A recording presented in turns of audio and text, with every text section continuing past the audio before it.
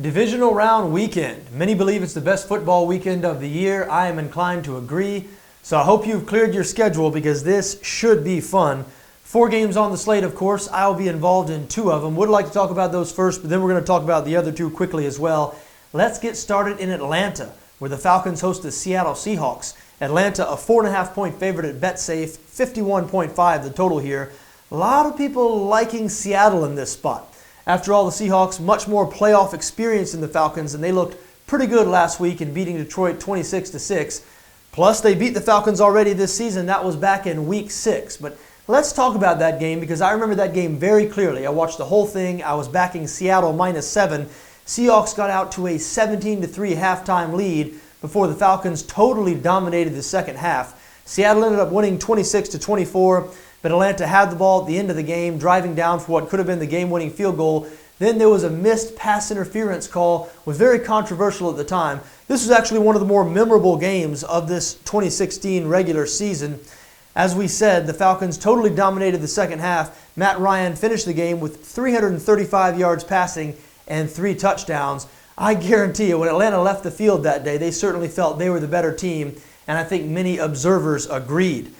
This time around, the game is in Atlanta, and the Seahawks defense missing all-pro safety Earl Thomas. A lot of people forget that Earl Thomas, really the quarterback of that Legion of Boom, he's been out since breaking his leg in Week 13 in a win over the Carolina Panthers.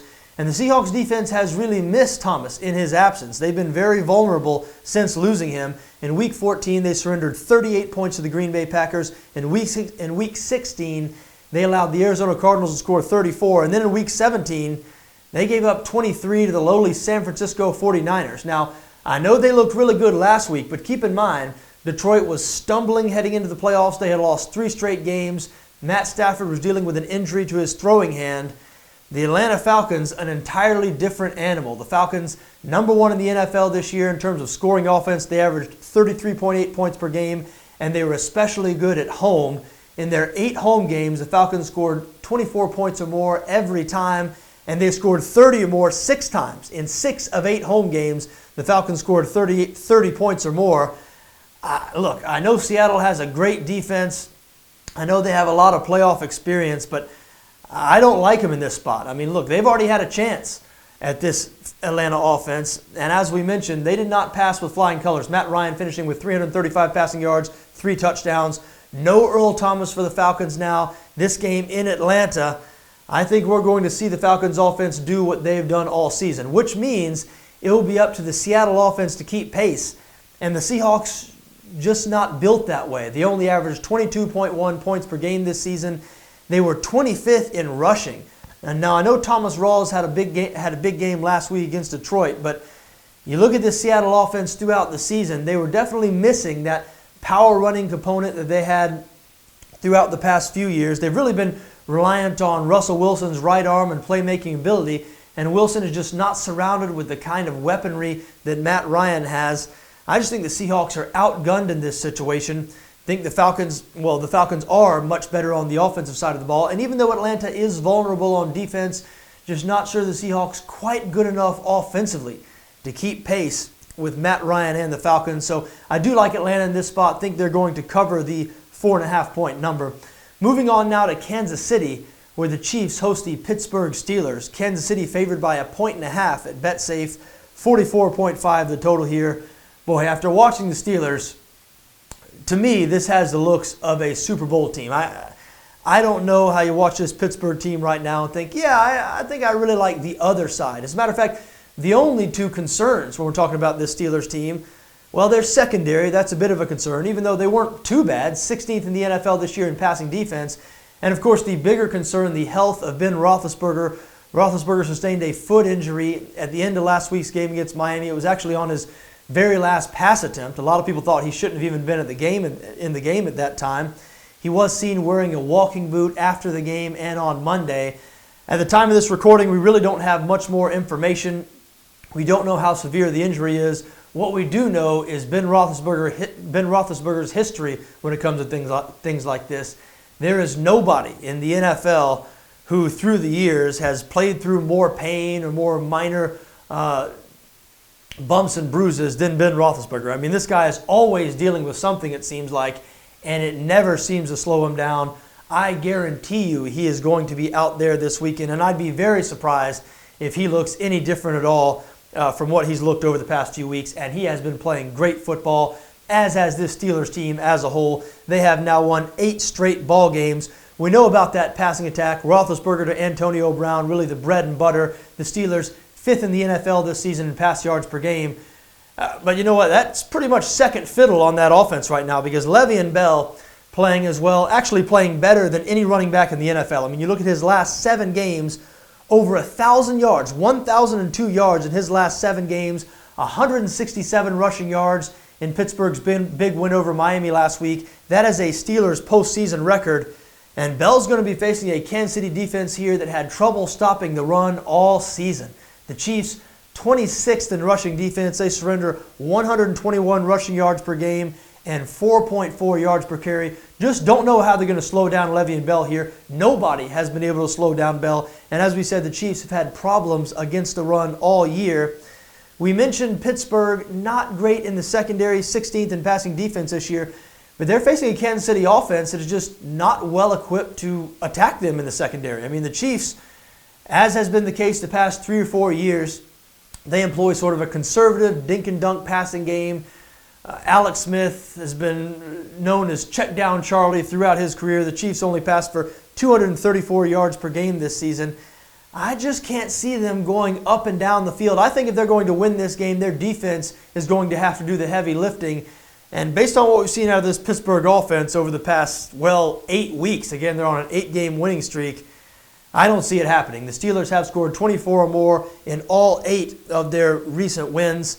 As we said, they're extremely balanced with Ben Roethlisberger and then with Le'Veon Bell out of the backfield. I think the Steelers are just better than the Chiefs right now, and I'm not sure the Steelers aren't the best team in the AFC. I mean, I know that's speaking a little soon here. They've got a big hill to climb here this week, and then, of course, next week in New England. That would be the ultimate test, but I wouldn't count out this Pittsburgh Steelers team. They are very much looking like a Super Bowl team to me, and I think they're going to pick up the win this weekend in Kansas City. I like Pittsburgh plus 1.5. There you have it, folks. Those are my favorite games for this divisional round weekend.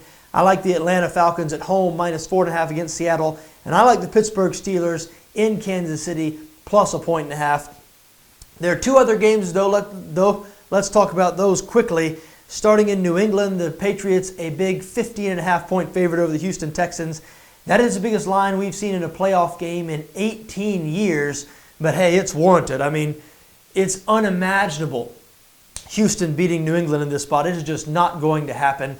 The Texans, so bad on the offensive side of the ball. And we already saw these teams meet this season. That was way back in September. The Patriots winning that game 27-0. And that was before Tom Brady had returned from his suspension. So again, Houston, hopeless here. You can't imagine them winning. That being said, Houston does have the number 1 ranked defense in the NFL. And if you're a Patriots bettor, what you're worried about here, you look back at New England's game in Week 15 against the Denver Broncos. That's the last time they faced a top five defense, a defense that is equivalent to these Houston Texans. In that game, the Patriots scored only 16 points. Tom Brady passed for just 177 yards. Now, they did win 16-3, and as I said, I really don't think there's any worry about them losing this game this weekend. I don't think anybody would be real surprised about an outcome like 16-3.